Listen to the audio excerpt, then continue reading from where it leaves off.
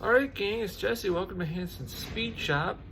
Today we're going to take another look at my new hot rod here, the 20 Ford Model A sedan. In the last video I was really excited. I just got the car and I kind of did a quick overview of the car. So we're just going to take a look at some more of the details of the car and take a more in-depth look at it. And then I started kind of doing a little bit of tinkering just to get a better idea of what we're all going to need to do to get this thing back on the road. So let's take a little bit closer look at the car and what's going on with it. I'm going to apologize right off the bat. It is really windy today, so there might be some wind noise on the video again. I just really can't do anything about it. So starting off here at the front of the car, these are 36 Ford headlights, and they are real Ford headlights. You can see the stamping in them, so that's super cool. This is original style radiator. It's not an aluminum one, so it's real period for the car, but it has been shortened. We're gonna have to get like a narrower electric fan, because this one's pretty fat and I don't think it's gonna all fit behind the grill shell or the insert. So we are going to be getting a steel 32 Ford grill shell and then have it sectioned down to fit this radiator and fit the car. It does have disc brakes up front. I'm going to either clean those rotors up or possibly just replace them because they're kind of crusty. There's not like a ridge on them or anything. It's just they're just rusty. I haven't cleaned the car at all yet. I pulled the spark plug wire cover off of this valve cover. I just checked the plugs and they don't look too bad, but I'm going to replace them anyway.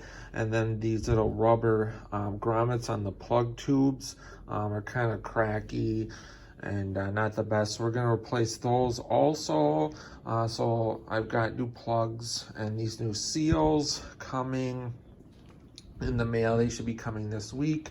I also have a stock set of chrome valve covers that say Chrysler Firepower with chrome wire covers. Those are probably going to go on here as well with new gaskets.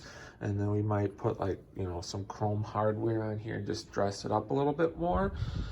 I'm still debating what I want to do with this setup. If I want to just try to run this setup as is, or go right to my 6-deuce setup. I haven't decided on that yet.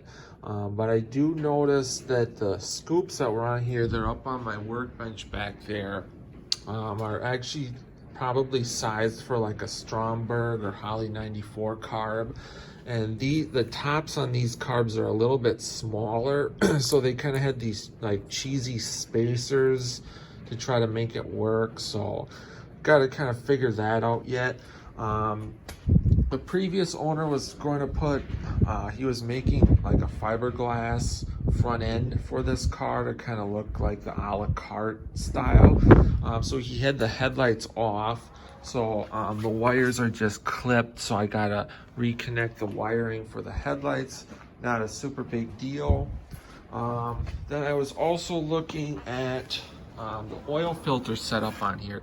So normally these Chryslers had a big canister style filter, and they've been offering adapters to run like a standard Ford or Chrysler style filter since the 60s, and this is a vintage one. You can tell, so that's really cool. The oil filter, I don't know how well we can see this, but it's really close to the exhaust pipe. So I did some measuring on that, and basically what it comes down to is I pretty much have to run that style oil filter, this Fram PH8A filter, just because I think they built the exhaust around that filter. So a lot of the other compatible filters are like a hair longer, and I just can't do that, or I won't be able to get the filter on and off. It'll be too close to the pipe.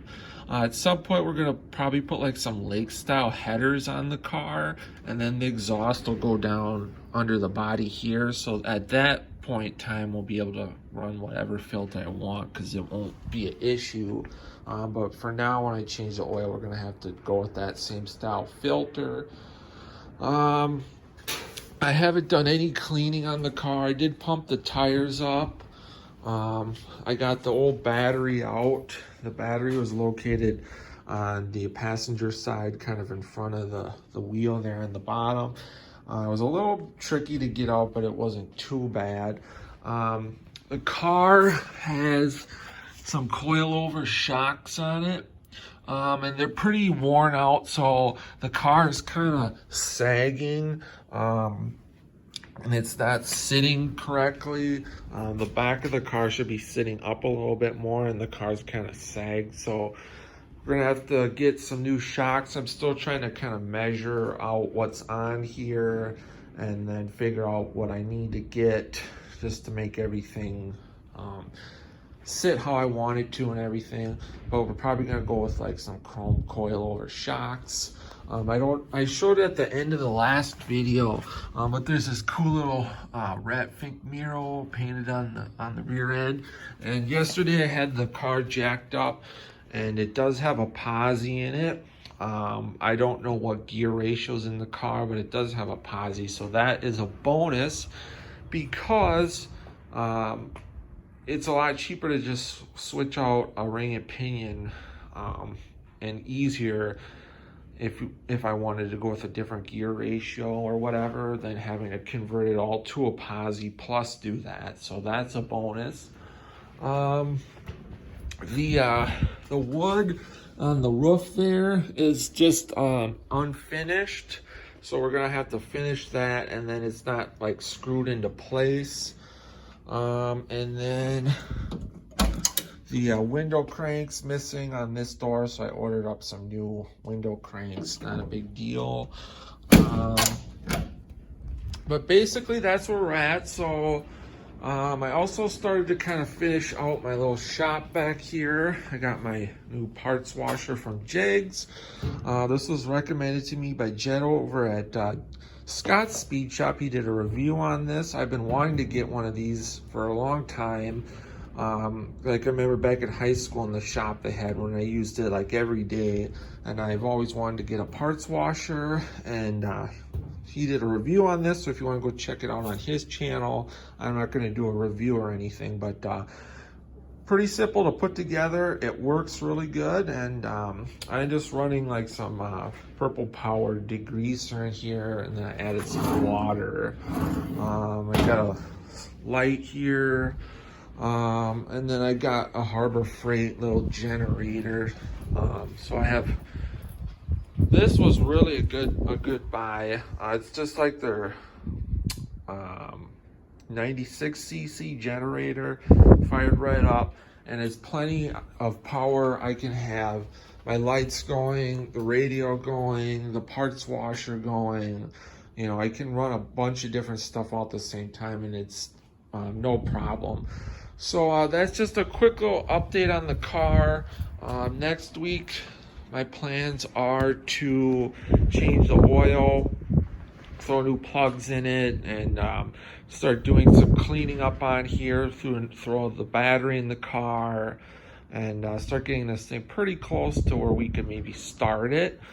So that should be pretty cool. I just kind of going over to the paint on the car is not perfect, but I didn't want a car that's perfect because I plan on driving this car and using this car. And but we're just gonna fix like the major issues with the paint, like down here. There's like a little crack here. Obviously this part here on the back, and then there's a couple small issues on this side of the car. We're not gonna repaint the whole car or anything, just kind of I'll have bad areas blended in. And I do have the paint that was used on this car, so we can reference that. It's a House of Color paint on here, so that shouldn't be too hard to get that figured out. But that's going to be a little bit down the road. But that's some of the stuff that I'm going to tackle first. I still need to get some parts, like my grill and all that. I need to get shocks, and then figure out what I'm doing. If I wanted to just get like 2 new Speedway carbs, and then just run this intake, or run these carbs, or go with my Wine Dragstar intake and then get 6 new carbs. I don't know. It's just, I'm still kind of figuring stuff out, but my original idea was just to run these for now and then convert it over later, but we're still kind of deciding. So that's gonna do it for this one, guys. Just a quick little update. Hope you guys are digging this car. There's gonna be a lot more videos on it once I actually start kind of really working on it. So until next time, get out, work on your own projects, get those hands dirty and greasy, stay cool, and we'll catch you cats on the next one. Thanks for watching.